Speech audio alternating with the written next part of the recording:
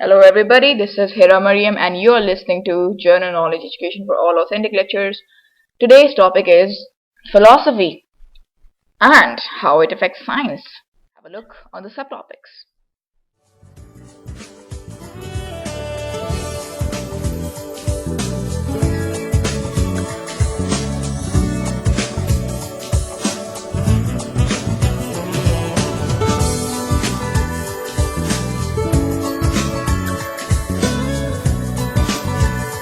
Alright, what is philosophy?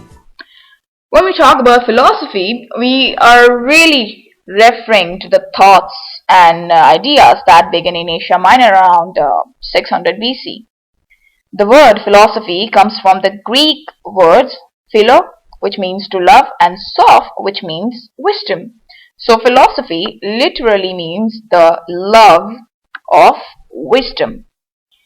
The earliest philosophers clustered around the Mediterranean Sea, most notably ancient Greece.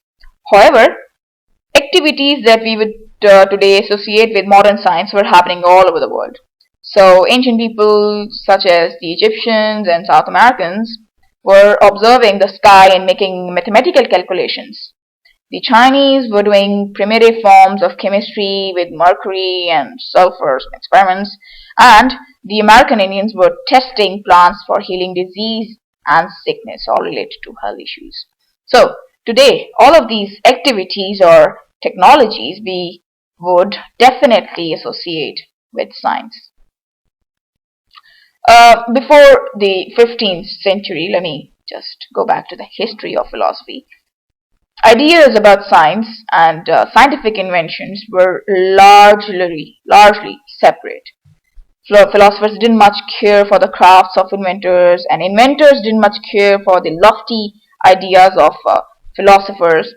So these two aspects of modern science did not really overlap in ancient times. Also, science as discovery was largely performed by alchemists who didn't overlap with either the philosophers or the inventors. So totally a different world. However, after the 15th century, the philosophical ideas that started in Greece began to merge with the technological discoveries being made by people all over the world. The discoveries made by alchemists began to play a role in both invention and philosophy. Let's say, for example, with the invention of the telescope, observations about the sky, planet, and stars that ancient peoples had been gathering for many years were combined with both math and philosophy. That came from Greece and the Middle East. So you get the connection now. So this gave us a current understanding of the planets and solar system. So history is very important. So from this time forward, modern science exploded as new discoveries and inventions were put together with philosophical ideas. Like I say in my previous lecture, science as ideas, science as discovery, and science as invention began to merge together, giving us what we know today as modern science. So let's talk about the Greek philosophers now. So as I mentioned earlier, scientific thinking got its start in Asia Minor with the Greek philosophers. Thales of Miletus was the first Greek philosopher, and after Thales of Miletus, there was Anaximander and Naximenes, both from Miletus again. And then there was Heraclitus of Ephesus, Pythagoras of Samos, Parmenides of Ile, and Empedocles of Gracchus, and Lysippus of Miletus again, and Democritus of Abdera. So, what a long names to remember. However, all of these philosophers, in one way or another, had something to offer to science, and we will learn more about them later. So, let's discuss the three great philosophers: Socrates, Plato, and Aristotle. These three philosophers had the biggest influence on science and philosophy. Let's just go back in the history of these philosophers. So both Socrates and Plato, they came from Athens, and Aristotle was from Stagira and was a student of Plato. Maybe you all know. And Plato was a student of Socrates. Socrates didn't like to study the natural world. He liked to think about human nature instead. And Socrates didn't think there was anything valuable to learn by looking at nature. Plato, however, did like to look at nature and thought it was important. He began the first school dedicated to philosophy and natural philosophy, studies about the natural world. His school was called the Academy, and it was located in Athens and survived for over 800 years, quite a long period of time. Plato's most famous student was Aristotle. Aristotle studied at the Academy for almost 20 years before he was asked to tutor the son of King Philip II of Macedonia. Aristotle took the study of natural philosophy even further than his teacher. And let me tell you one thing, that the son of King Philip II of Macedonia was Alexander, who would go on to become Alexander the Great. So Aristotle took the study of natural philosophy even further than his teacher Plato. His work, which included logic, physics, cosmology, anatomy, and even ethics, marked the beginning of a 2000-year history of Aristotelian thought that dominated much of the Western world. So, what is most interesting about the philosophers was not that they got everything right. In fact, many of the ideas they had were simply wrong. However, what they contributed to science was their idea of taking a rational and objective approach to understanding how the world functions. What we will soon discover is that science progresses through a series of disagreements and arguments about how things are. So, by using reason, logic, and observation, we can uncover many facts about how the world around us works, what it is made of, and even examine how it came into being. So, how science affects philosophy? Philosophers ask the big questions. Why is there something and something nothing at all?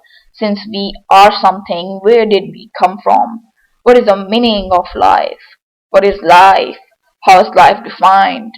What is the nature of knowledge? How can we know? How do we know that we know? And so on.